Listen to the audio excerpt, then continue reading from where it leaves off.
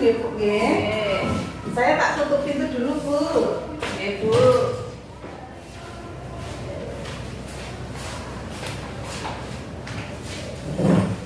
Perkenalkan Bu, saya bidan Eslina yang bertugas siang hari ini di klinik ini nggih Bu nggih. Saya cocokkan identitasnya Ibu dulu nggih. Ini dengan Ibu Dian nggih. Umurnya 32. Nggih. Terus alamatnya dari Sumuplo nggih Bu nggih. Nggih. Gimana Ibu, ada yang bisa saya bantu? Ada keluhan apa Bu? Ini Bu, saya itu hamil yang kedua. Anak yang pertama itu saya operasi Bu. Operasi karena dulu kawahnya sudah pecah. Sudah lulus nggih. Terus anak yang pertama usia berapa Bu? Anak yang pertama usianya 3 tahun. 3 tahun. Nah, ini saya mau konsultasi nanti kehamilannya ini inginnya normal. Ingin kelahiran normal gitu nggih. Oke. Sebelumnya Ibu sudah pernah mendengar VBAC Bu atau vaginal birth after sesar? Belum Bu. Belum. Ya nanti saya akan jelaskan ya Bu tentang VBAC nggih.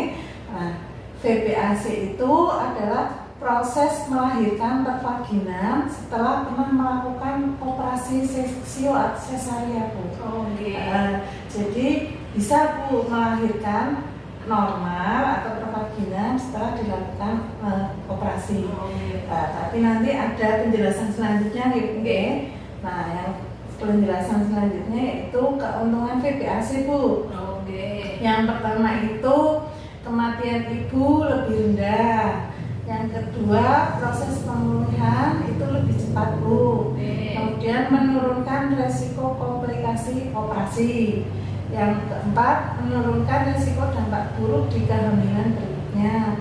Kemudian yang kelima, berkurangnya kelainan letak plasenta atau ari-ari pada kehamilan berikutnya. Kemudian rendahnya tingkat kejadian trombosis vena atau kejadian trombosis di bawah normal gitu. Kemudian meningkatkan bonding atau ikatan batin antara ibu dan anak. Itu diantaranya keuntungan dari VBAC. Kemudian faktor yang mempengaruhi keberhasilan VBAC yang pertama, riwayat persalinan normal sebelum SC. Yang kedua, paritas lebih dari 2 atau pernah melahirkan lebih dari 2 Bu. Kemudian berat janin itu tidak lebih dari 4.000 gram atau 4 kilo Bu. Kemudian usia ibu tidak lebih dari 40 tahun. Kemudian ibu tidak mengalami obesitas. Ini berat badan ibu berapa ya Bu? Terakhir ini 62. 62 masih normal ya Bu. Karena kalau yang obesitas itu tingkat keberhasilan untuk VBAC lebih kecil. Kemudian tinggi badan ibu, ini tinggi badan ibu 150 berapa? 155. Oh 155 ya. Jarak dengan kehamilan yang lalu itu tidak lebih dari 18 bulan Bu. Ini jaraknya ibu kan tadi 3 tahun ya Bu ya, yang pertama ya Bu. Itu diantaranya faktor yang mempengaruhi keberhasilan VBAC Bu.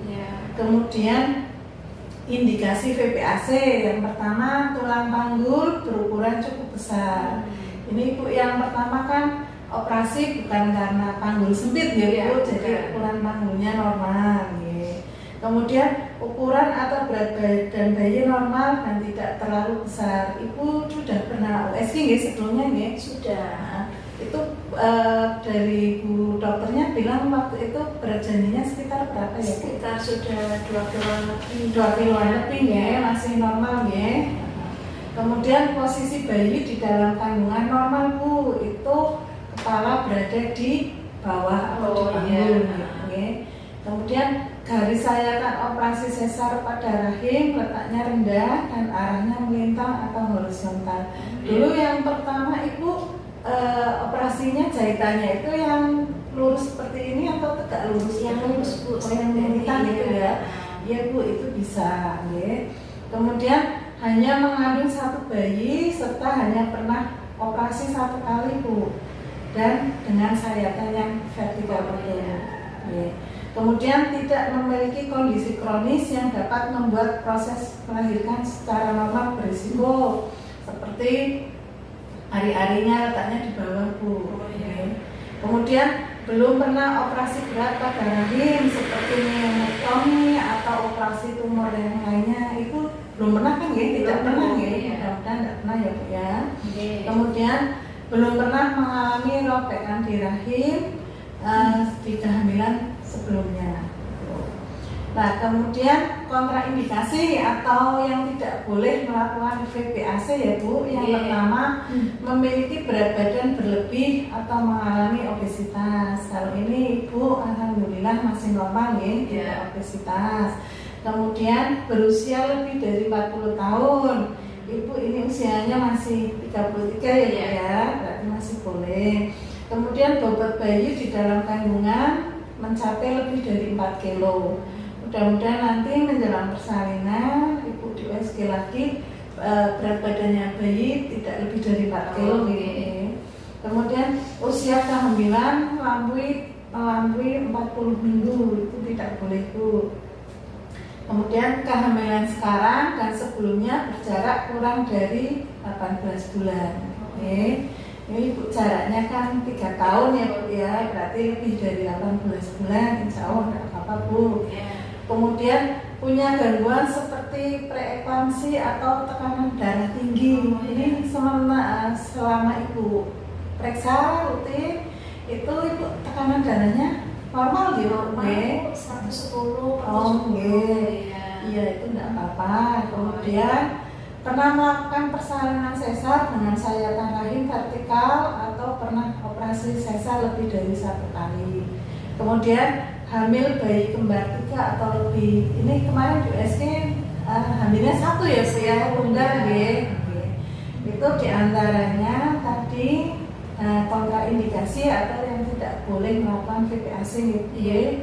Kemudian saya jelaskan tentang kontraindikasi relatif VPAC. Yang pertama parut uteri multiple Bu, seperti riwayat SC 2 kali itu tidak boleh. Kemudian faktor lain yang berhubungan dengan risiko ruptur uteri itu juga tidak boleh. Kemudian resiko VPAC yang pertama juga bisa mengalami kegagalan melahirkan secara spontan Bu dengan sempurna. Kemudian ruptur uteri atau perdarahan Bu, atau infeksi itu juga resiko-resiko yang bisa dialami saat VPAC.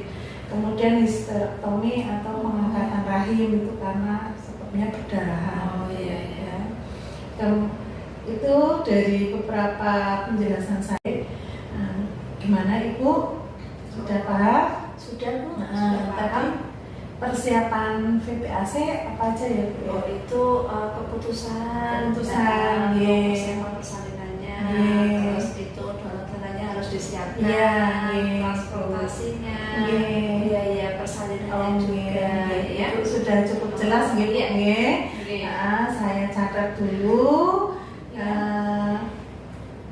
Demikian ini tentang VPAC. Ada yang mau ditanyakan sekali lagi Bu? Cukup jelas. Terima kasih atas kunjungannya. Mudah-mudahan Ibu nanti bisa melahirkan secara normal, sehat Ibu dan bayinya gitu.